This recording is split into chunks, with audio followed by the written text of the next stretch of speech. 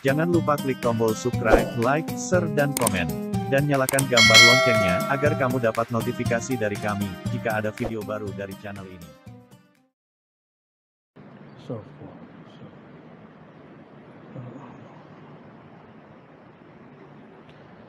Assalamualaikum warahmatullahi wabarakatuh.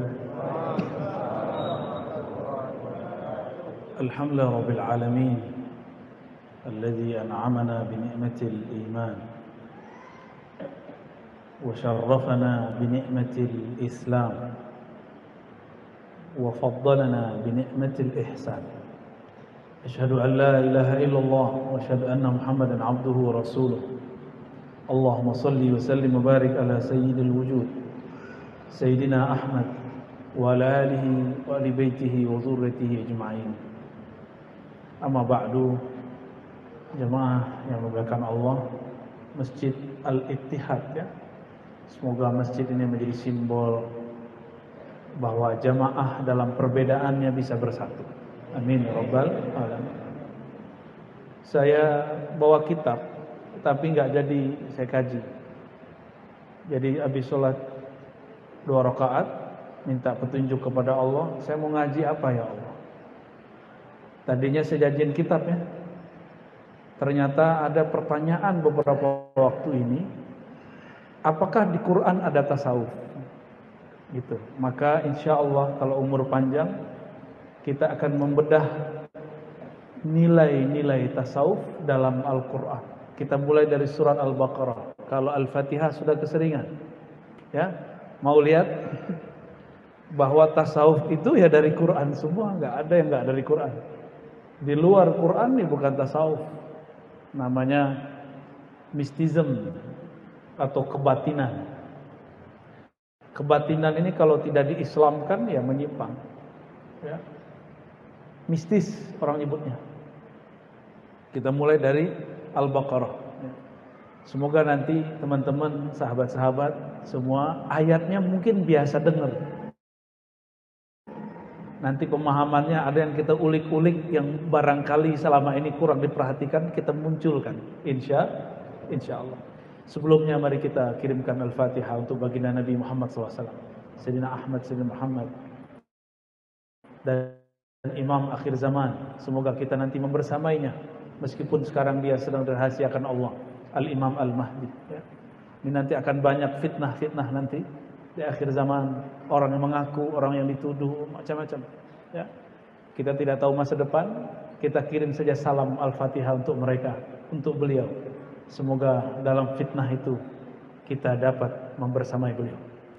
Begitu juga kepada Sayyidina Balya bin Abil Abbas Khidir alaihi salam, Sayyidi Abdul Qadir Jilani, Sayyidi Habib Hasan, Sayyidi Muhammad Bahuri Syah Naqshbandi wa jami' sadatina al-awliya as-salihin, dan semua guru-guru kita yang meriwayatkan Al-Quran, terutama jalur Imam Asim yang diriwayatkan oleh Imam Hafiz ya.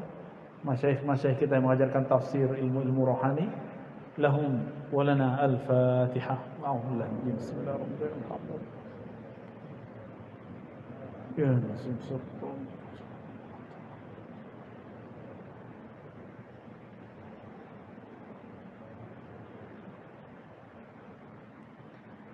Bismillahirrahmanirrahim.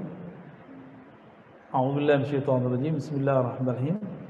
Qala ta'ala Alif Lam Mim. Ini harusnya dibahas, tapi saya skip dulu ya, karena panjang pembahasannya. Karena satu alif bisa satu pertemuan bisa lebih. Jadi kita skip dulu ya. Yang pasti tanya kepada semua ahli bahasa, mereka tidak bisa menjelaskan kebahasaan alif lam mim, karena bahasa mereka masih bahasa bumi, sedangkan alif lam mim bahasa langit ya. Semua orang Arab bingung. Kita alhamdulillah diizinkan Allah Subhanahu wa taala mendapatkan ayat-ayat seperti ini.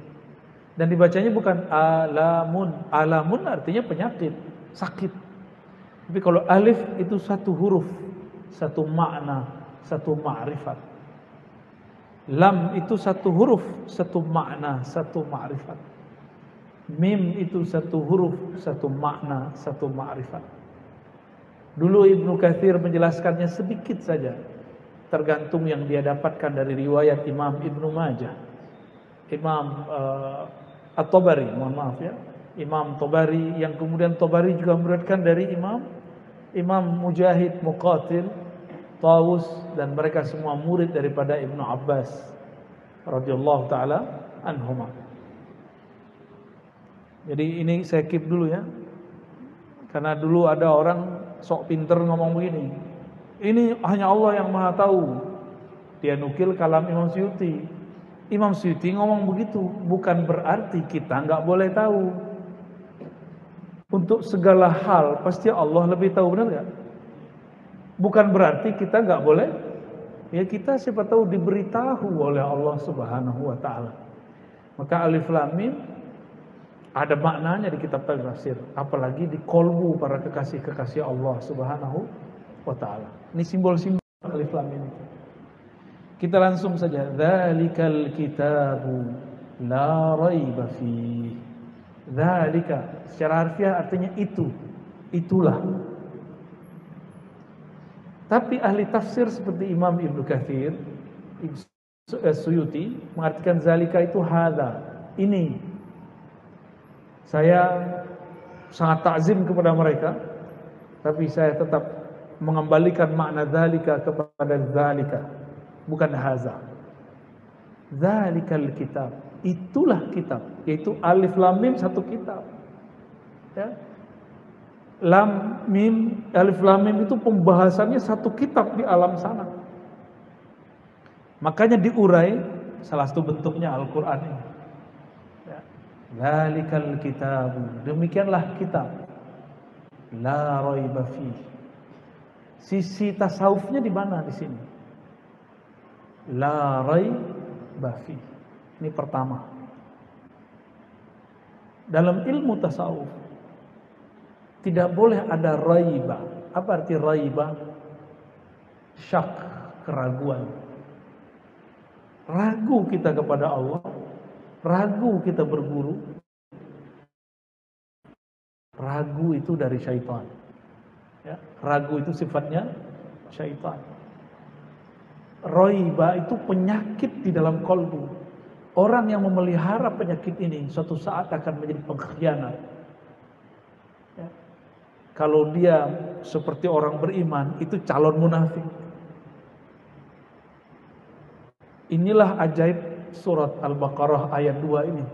Ayat pertamanya sudah menyentuh bab tasawuf. Di tasawuf nggak boleh ada raiba.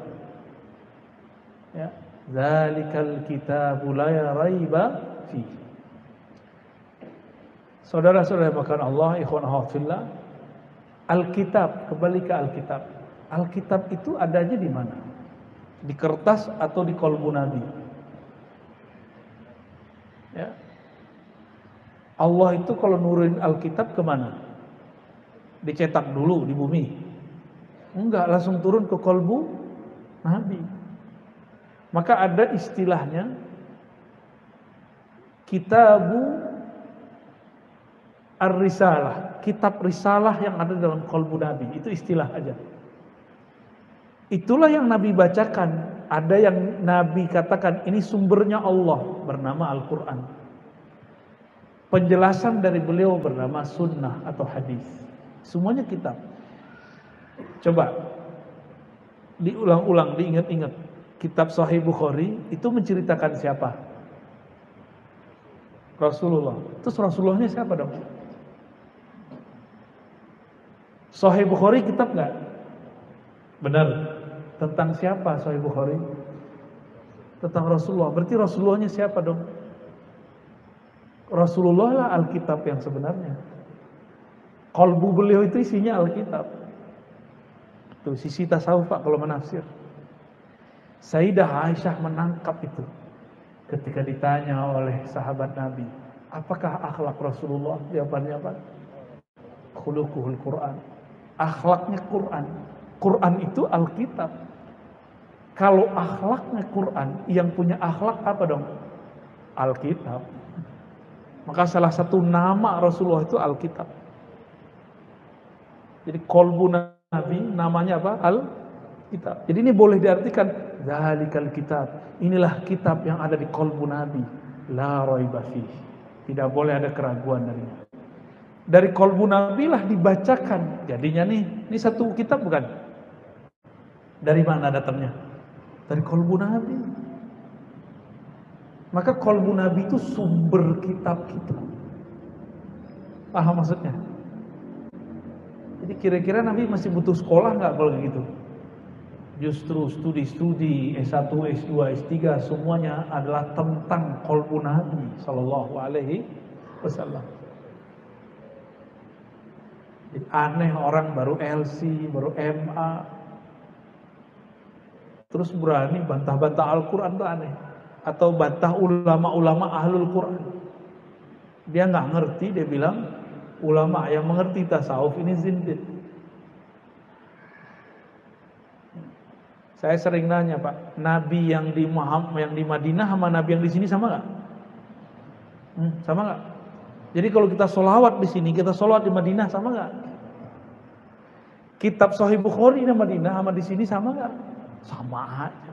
Maka orang yang nggak ngaji di sono ya pulang-pulang bego. Orang yang ngaji di sini kesana ya jadi orang alim. Itulah Maulana Zakaria Kandahlawi yang nulis kitab Fadilah Amal. Datang ke Madinah jadi guru. Sidi Ahmad Al-Ghumari, Sidi Abdullah Ghumari, orang Tonja, orang pojok sono barat. Tonja itu kan wilayah Maroko. Pojok sono. Datang ke Mekah Madinah jadi guru. Orang Mekah Madinah ngaji sama beliau. Jadi jangan tertipu oleh tamatan mana, itu gak ada ceritanya. Ya. Tapi pandanglah dia ngaji apa, gurunya siapa. Ya.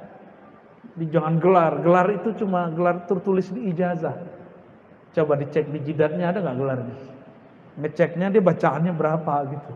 Ya, jadi jangan tertipu. Saya bukan lagi belain orang tamatan luar negeri, enggak, saya nggak penting juga. Karena saya punya sanad ke Timur Tengah lebih banyak daripada dari Indonesia. Sanad-sanad yang kita dapat dari ulama sana lebih banyak. Ya nggak betul-betul juga lah. Yang di sini tuh nggak betul-betul juga.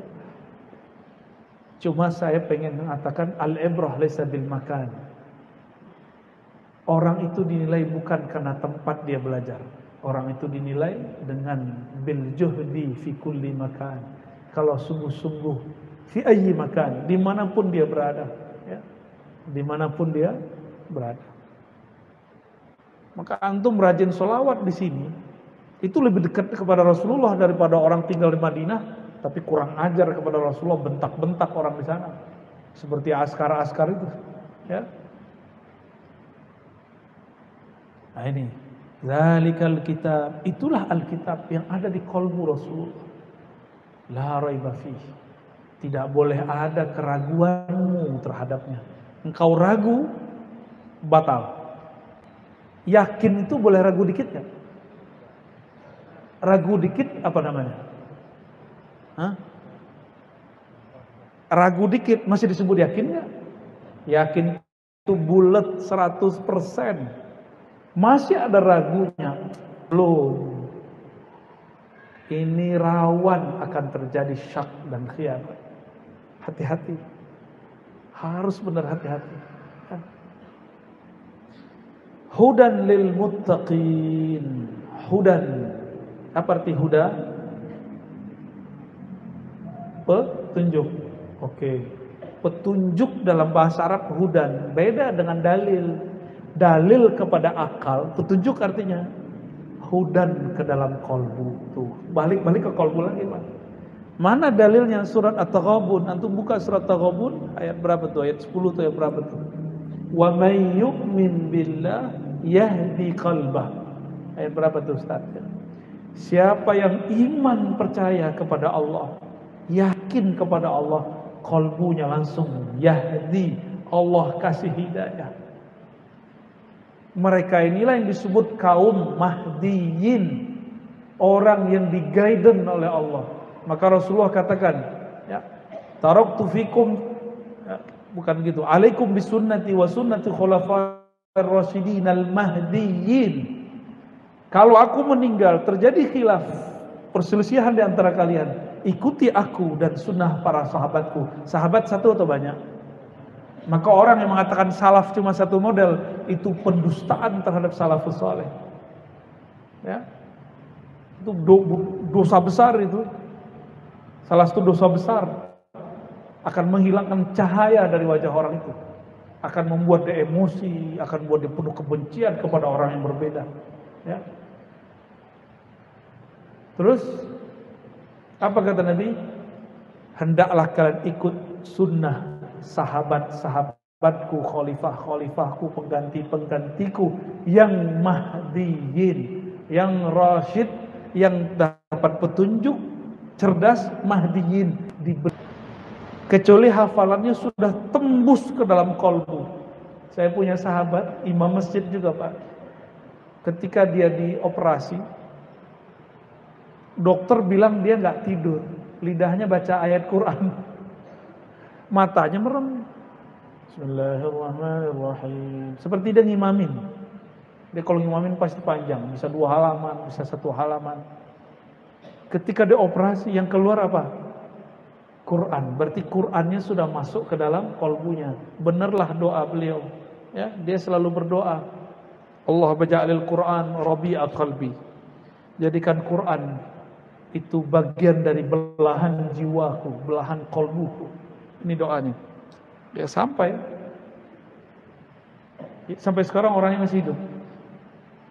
Sampai hari ini orangnya tulus. Kalau ngimamin suaranya biasa, tapi enak didengar. Kok bisa orang suaranya biasa, enak dijadiin imam? Ternyata Quran sudah di kolbunya. Ya. Jadi hudan lil muttaqin. Hidayah itu turun ke dalam kolbu orang yang bertakwa. Nabi bersabda dalam hadis Imam Tirmizi, at-taqwa hahuna. Takwa itu di dalam dada. Berarti maksudnya di mana? Di dalam kolbu tuh, bolak-balik di situ Pak. Kenapa orang baca ayat ini nggak ngeh juga? Ini ayat awal sampai akhirnya bicara kolbu. Ini alam kolbu semua. Tidak ragu di kolbu nggak? Di hati nggak? Ragu di hati nggak? Dapat hidayah di hati? Di hati semua. Maka nggak ada urusan tuh dapat hidayah sarungan tuh nggak ada. Banyak sarungan. Kalau di Madura tuh teman saya cerita, orang Madura sendiri cerita, kami sarungan tuh nyambung ayam juga biasa katanya. Pakai kopiah lagi. Ini teman saya Ustadz dari Madura dicerita ya. Di tempat saya itu nyambung ayam Bu ya. Kalau nggak pakai kopiah ketakutnya sial, kalah katanya. Jadi dia sendiri cerita tentang orang kampung. Ya lucu lah ya. Berarti ini tradisi kiai sudah masuk hatta kepada penyambung ayam. Keren itu. Ya, bagus itu. Kalau di tempat saya dulu perang padri namanya. Perang padri itu ada padri sufi, ada padri wahabi. Padri sufi tuanku nantu, mursyid tarekat Syatariyah Naqsyabandiyah, dan dia bermazhab Syafi'iyah, berakidah Asy'ariyah Maturidiyah. Beliau ini dakwahnya pelan. Kalau ada orang nyambung ayam, dia panggil, diundang, makannya sini. Saya mau kasih kalian wirid biar menang besok. Bener Pak dikasih. Dikasih cuma bismillah. Kalau di Jawa Kalimoto Sodo, di Padang itu sudah Islam, tapi masih main ayam. Dikasih apa? Bismillah. Setiap kali nyambung ayam menang. Sampai dia bosan main, dibawain ayam ke tuanku itu. Ditanya, gimana? Menang bro? Oh menang, tapi udah bosen. Itu bismillah itu apa sih? Nanya, bismillah itu apa? Bismillah itu engkau minta izin, minta kekuatan dari Allah. Hah? Terus, bukannya Allah ngelarang? Nanya juga tahu juga dia. Iya, tapi kan saya yang nanggung, kira-kira gitu. Ya, tobat, jadi murid, jadi mursyid habis itu. Tukang sabung ayam jadi mursyid, ada. Masih mending itu ya, masih mending itu. Fudail bin Iyad ngerampok dia. Fudail bin Iyad, maka Fudail ini ilmunya salah satu pewarisnya di tanah Jawi itu Sunan Kalijaga. Mantan perampok juga tuh. Jadi wali-wali ini, ulama-ulama ini ada pewaris-pewarisnya. Ini pewarisnya fulan, ini pewarisnya fulan, ya. Al-ulama warasatul anbiya. Ini suaranya berubah ya.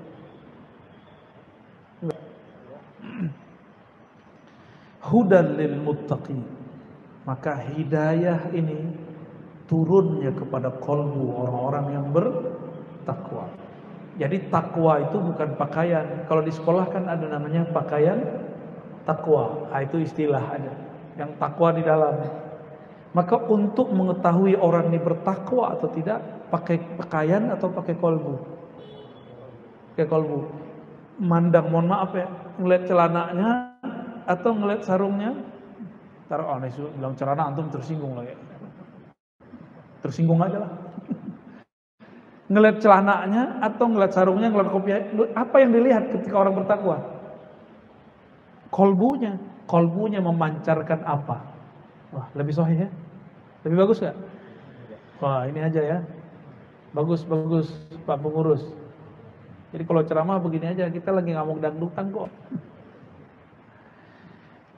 Nah, ini ringkasan ya. Saya coba gak panjang-panjang, karena kalau panjang-panjang takut dikit dapat ayatnya. Alladzina yu'minuna bil ghaibi. Orang-orang, siapakah yang disebut bertakwa? Orang-orang yang percaya kepada yang gaib. Apa arti gaib? Apa beda gaib dengan batin? Kita kalau bahasa Arab nyebut gaib artinya apa? Gaib gitu, gaib. Lah, disetting lagi, Pak.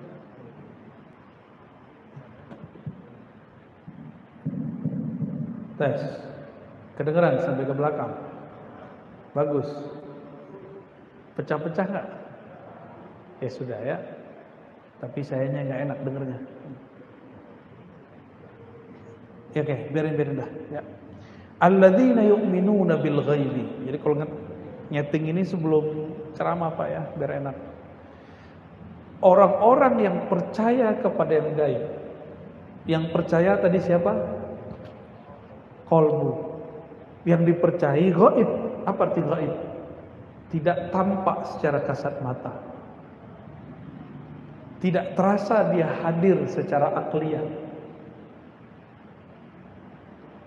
Dilihat pakai mata nggak kelihatan, didengerin nggak kedengeran, dideketin nggak bisa deket. Nah itu namanya gaib. Jadi yang itu bahasa bebasnya. Ada bahasa rugasnya. Gaib itu adalah sesuatu yang tidak dapat diakses oleh panca indera.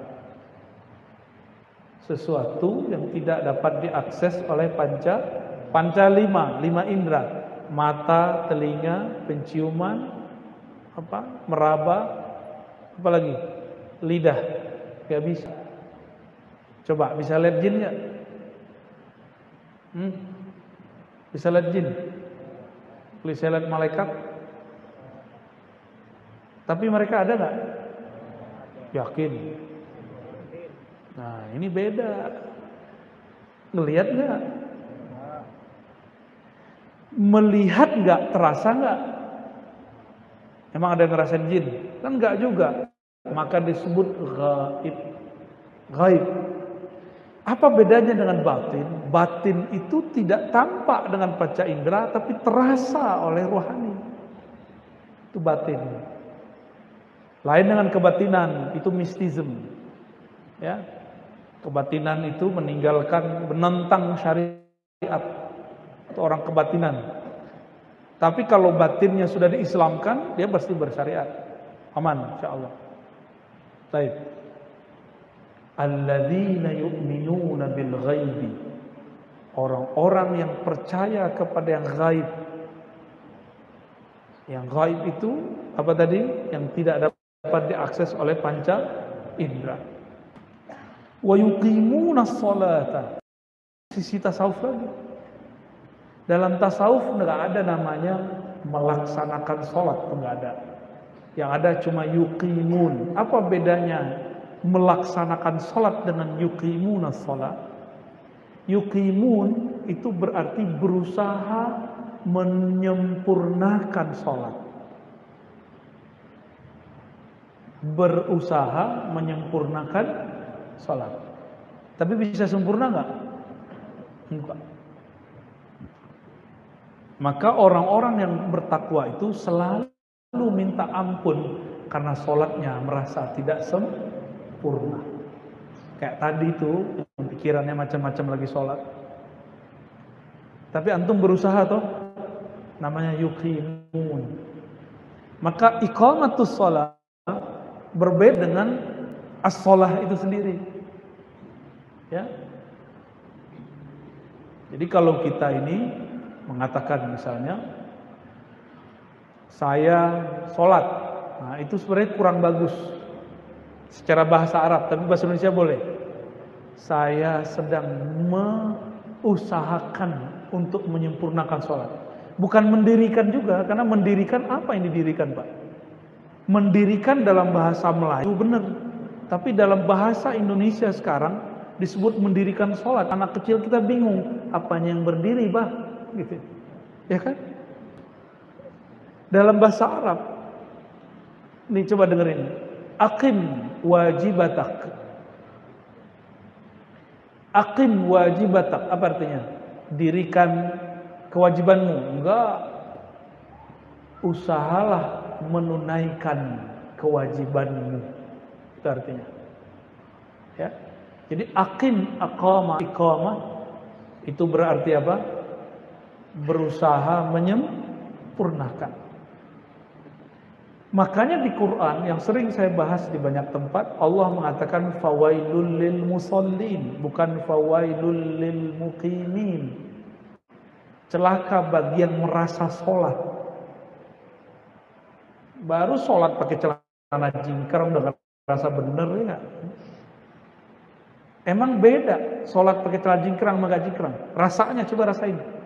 Kan sholat yang diterima orang yang khusyuk, bukan masalah celananya gimana. Kenapa celana jingkrang, bukan celana, sarung kalau di hadis. Sarung yang melebihi mata kaki itu haram di zaman Rasulullah. Karena itu simbol orang-orang belagu. Dulu itu, sarung itu mahal.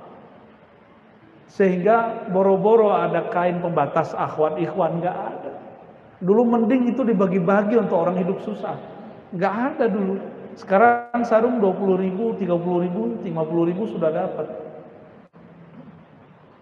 Maka orang yang sarungnya di bawah mata kaki bukan lagi berarti orang kaya hari ini. Sehingga ketika dia pakai sarung, dia nggak ngerasa belagu. Maka dibedakan kibria dengan khuyala. Kiber sombong karena dari dalam, dengan sombong karena performan, penampilan. Itu dibedakan. Dibedakan Pak. Sombong karena penampilan disebut khuyala. Sombong karena penampilan. Sombong karena dari dalamnya sombong namanya kibr atau kibria. Orangnya disebut mutakabbir. Orang-orang sombong. Dibedakan begitu kayanya bahasa Arab. Nanti kalau sombong karena harta ada lagi namanya. Sombong karena antum punya ini dan itu beda-beda istilahnya. Ya. Allah itu tidak mau memandang orang yang kalau sholat sombong. Apakah karena dari dalam kolbunya, apakah karena sarungnya, apakah karena jamnya bagus, apakah karena. Intinya adalah adakah merasa lebih dari orang lain. Contoh nih Pak, pakai sarung B.S. Nah, udah kita sebut aja sih BHS ya. Yang punya kayaknya Habib tuh kayaknya. Biar aku aja lah tuh. Di Pekalongan sebenarnya banyak tuh sarung bagus-bagus, cuma kurang populer aja. Saya suka tuh sarung-sarung Pekalongan itu. Kalau pakai sarung yang mereknya barusan, kan mereknya di depan Pak. Wah, pas ruku BHS. Itu namanya khuyala, paham? Jadi khuyala sekarang bukan jingkrang, nggak jingkrang, ya. Mohon maaf, jangan tersinggung. Awal-awal saya pakai BHS begitu Pak. Awal-awal Awal-awal nggak ngerti. Terus orang bilang, kok sarungmu bagus? Bagus apaan? Karena hadiah semua. Kasih hadiah sama orang. Oh ini sarung mahal. Kita ceklah di internet. Oh bener, mahal juga. Mulailah perasaan. Ada kawan pakai celana. Dalam hati, mahalan sarung gua kali dari celana lu. Serius. Wallahi saya pernah ngomong begitu sholat. Itu namanya khuyala. Saya minta ampun kepada Allah. Kan orang yang pakai celana kan dia ngeremehin orang pakai sarung. Ah kere gitu kan. Dia nggak tahu harga sarung. Harga sarung ada harga handphone dia juga ada ya nggak. Itu kalau dibawa dalam sholat rasa itu baru disebut khuyala. Ya, nggak sepakat gak apa-apa. Yang penting paham dulu. Lagi sholat, antum seharusnya mengingat Allah, tapi sekarang ingatnya sarung. Makanya saya nggak menganjurkan antum bawa sajadah bagus-bagus, kecuali di hatinya bab syukur. Jadi sajadah tuh gak usah gede-gede kalau ke masjid ya. Wah, ya segitulah tuh. Jangan gede-gede lah ke masjid. Minimalis berhemat. Ya. Biar nggak kelihatan kalau kita ini kemudian terganggu. Ini saya sholat pakai cincin. Bagus juga cincin gua. Itu harus copot pak. Alhamdulillah nggak terganggu. Malah saya bawa ya Allah, bersyukur ya Allah. Biar nambah lagi kan. Itu salah niat juga tuh syukurnya. Syukurnya bukan karena Allah layak disampaikan terima kasih kepadanya, tapi bersyukur karena modus. Salah lagi. Ya. Jadi yuqimunas shalah, orang-orang yang berusaha menyempurnakan, menunaikan hak-hak kewajiban dalam sholat. Dan mereka pasti mengatakan, sholatku tidak sempurna ya Allah. Maka selesai assalamualaikum, yang dianjurkan pertama kali adalah istighfar. Astaghfirullah. Itu rahasianya. Ini rahasia yuqimun. Ya. Tasawuf gak nih? Tasawuf gak nih? Ya tasawuf Pak. Emang ada sufi gak sholat? Ya gak ada. Sufi ya sholat. Gak ada sufi yang gak sholat. Wa mimma razaqnahum yunfiqun. Dan di antara mimma dan sebagian daripada apa yang razaqna, kami rezekikan kepada mereka. Harta, ya, duit, tanah, rumah, waktu, ilmu, itu rezeki semua. Hum yunfiqun, yang kami berikan kepada mereka, mereka nafkahkan. Infak. Infak dalam bahasa Arab artinya dibelanjakan, disalurkan. Beda dengan sedekah. Jadi infak dalam bahasa Arab lebih umum daripada sedekah dan zakat. Infak itu membelanjakan, menyalurkan, dan dia tidak mesti materi, bisa jadi materi.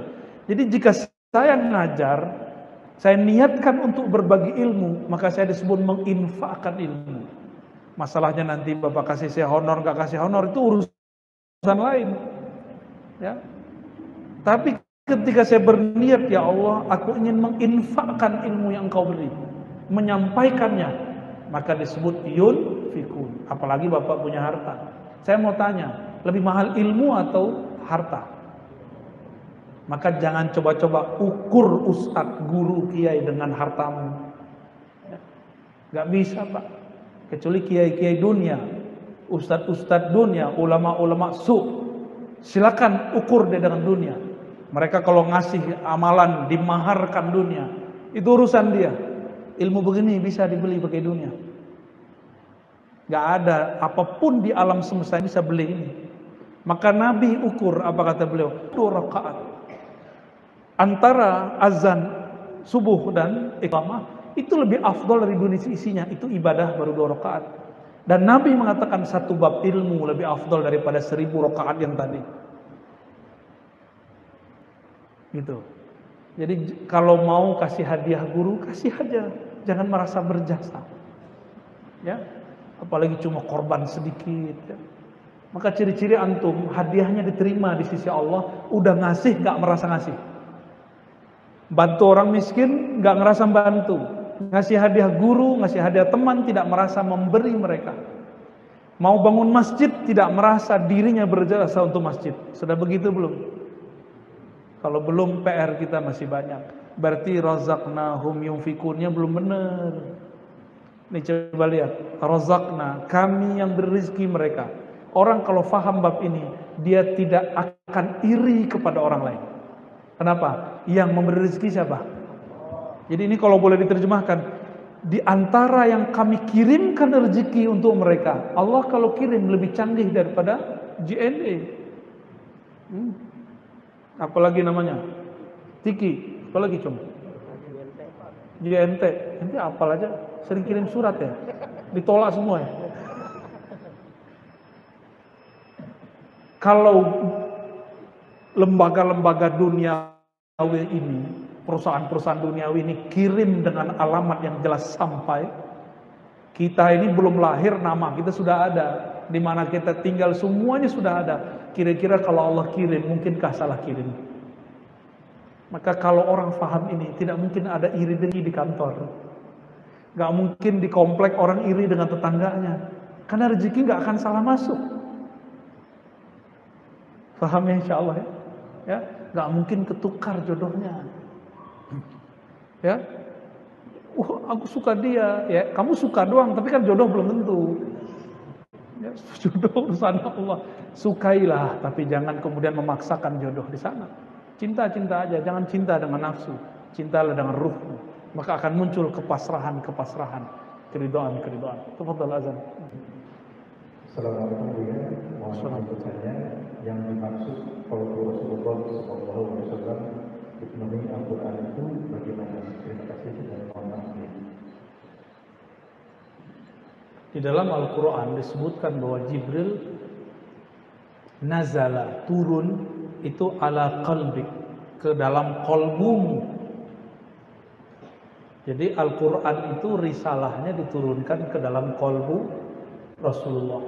Jadi nggak ke otak sini. Nah, inilah pembeda abadi antara pewaris Rasulullah dengan pewaris Dajjal. Tentara Rasulullah dengan tentara Dajjal. Tentara Dajjal itu nanti mereka hafal Quran cuma pakai ini. Sedangkan tentara Rasulullah di akhir zaman, dia menghafalkan Al-Quran dengan qalbu. Semoga kita termasuk yang kedua. Amin.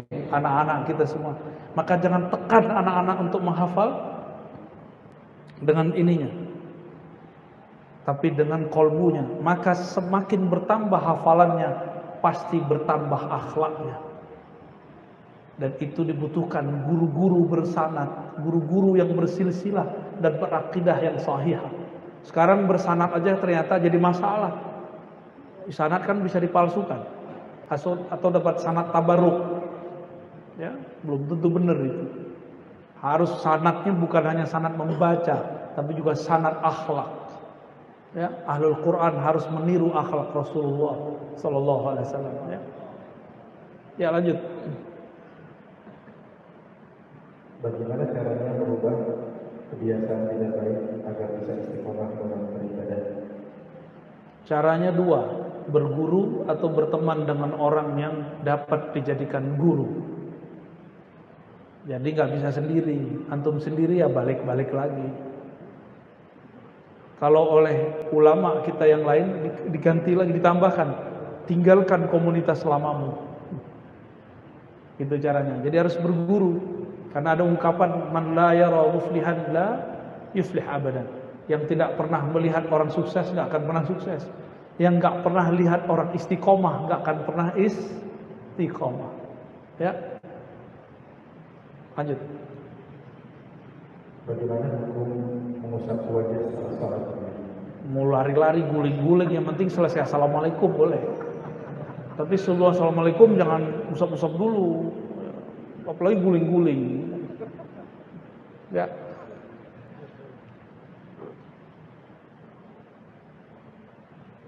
dan syaratnya tidak dianggap bagian dari sholat, itu boleh ya. Kalau main handphone habis assalamualaikum boleh nggak? Boleh beneran. Kawan kita mengharamkan usap tangan, tapi kalau getar assalamualaikum buka handphone dia. Itu bid'ahnya luar biasa. Kenapa? Handphonenya buatan Cina.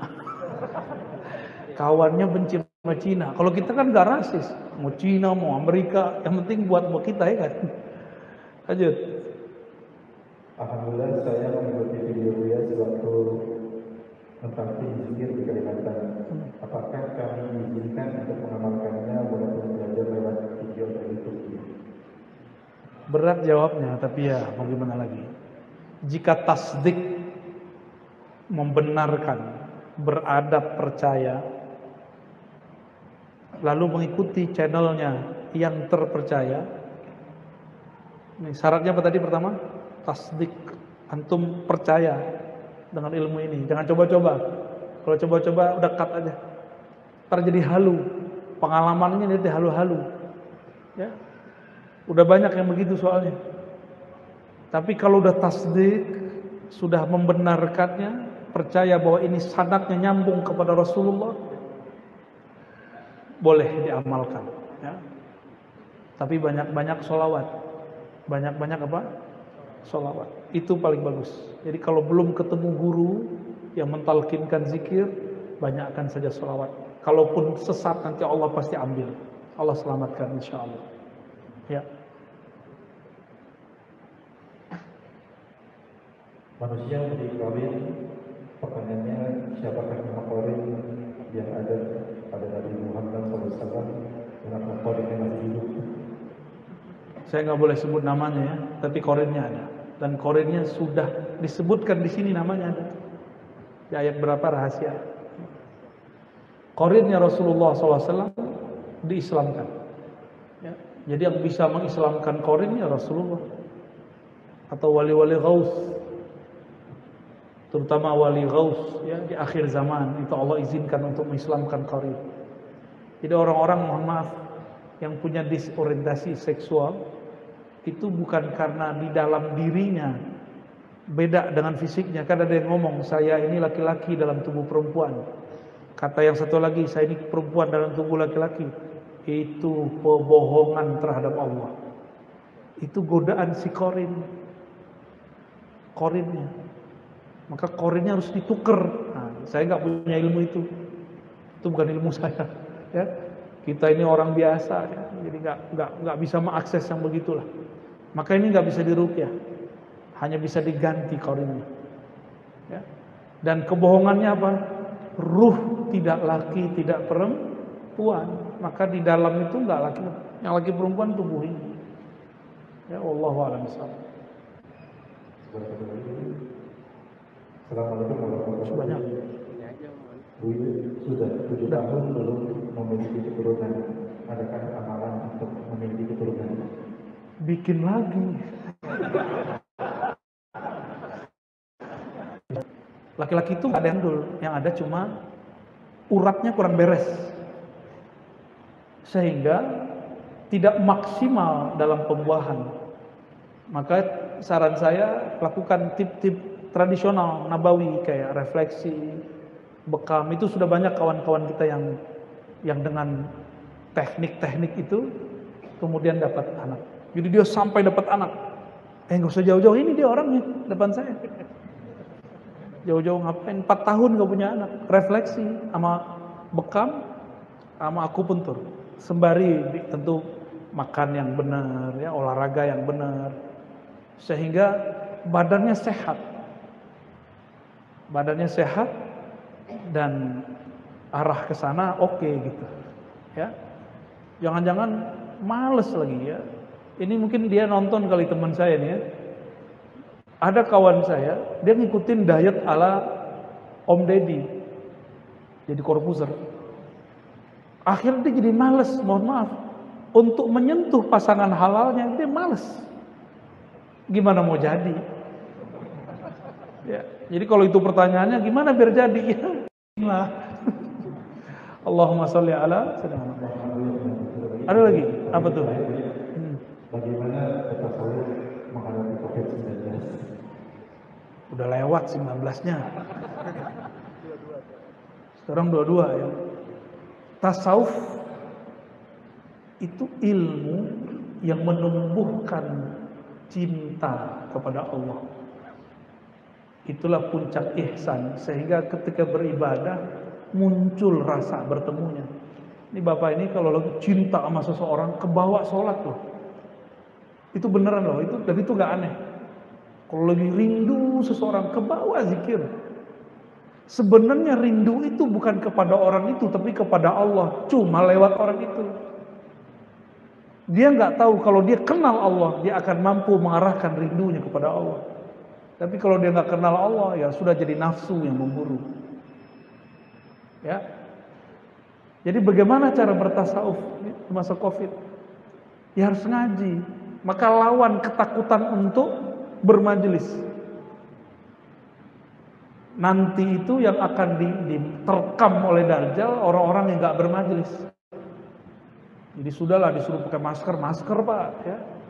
Nambah modal hidup ya. Nggak apa-apa, disuruh pakai vaksin kita. Ikutin. Saran saya kurangi nonton berita, dengerin berita, kurangi YouTube tentang update kasus.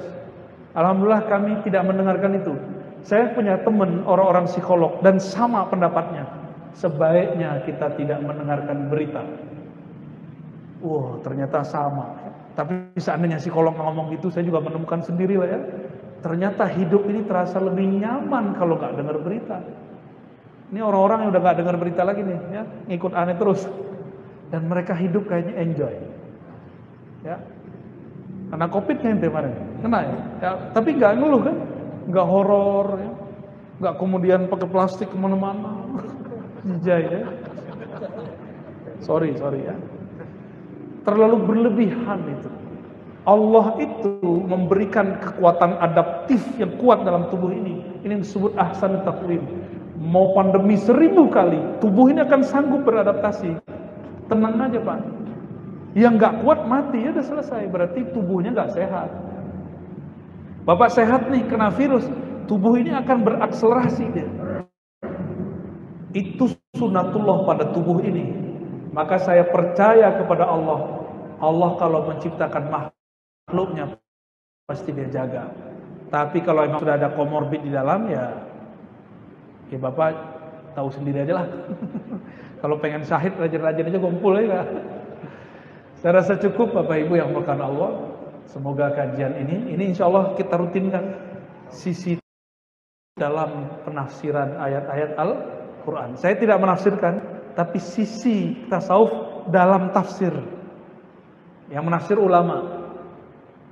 Jadi nanti kalau salah, saya cuma salah memahami tafsir, bukan salah memahami ayat. Nah, tolong dibedakan. Ya, ayat tidak mungkin salah. Yang salah mungkin Ar-Razi yang salah menjelaskan. Dan saya minta ampun kepada Allah jika terjadi kesalahan itu. Dan kita minta kepada Allah jika itu terjadi. Semoga ada orang, ada hamba Allah, ada petunjuk dari Allah untuk mengembalikan kita semua. Amin. Rabbal alamin. Wassallallahu ala sayyidina Muhammad subhanakallahumma wa bihamdika. Asyhadu an la ilaha illa anta astaghfiruka wa atubu ilaik. Allahumma ya Allah, ya muqallibal qulub, wahai yang membolak-balik hati kami. Tsabbit qulubana ala dinika wa ta'atik. Tetapkan qalbu kami untuk menjadi hamba Engkau, untuk iman kepada Engkau, untuk wafat dalam la ilaha illallah Muhammadur Rasulullah. Ya Allah, Rasulmu mengatakan jika Rasulmu meninggal maka akan terjadi ikhtilaf, perselisihan. Maka jadikan kami ya Allah orang-orang yang dapat rahmat dalam perselisihan itu, orang-orang yang tidak menumbuhkan kebencian dalam perbedaan itu, orang-orang yang menjaga kasih sayang dalam semua pergaulan dan perbedaan kami. Allahumma arsyidna rusda wahdina huda. Ya Allah, bimbinglah kami, berhidayah kami. Waj'alna minal muttaqin, waj'alna min awliya'ikas salihin. Jadikan kami hamba Engkau yang muttaqin, hamba Engkau yang disebut kekasih-kekasihmu, wali-walimu. Rabbana atina fid dunya hasanah wa fil akhirati hasanah wa qina adzabannar. Wa khtim lana bil khairat wa barik ولوالدنا ولوالدينا ولمشايخنا ولأهلنا ولأولادنا وللحاضرين والحاضرات والحمد لله رب العالمين. السلام عليكم ورحمة الله. Assalamualaikum warahmatullahi wabarakatuh.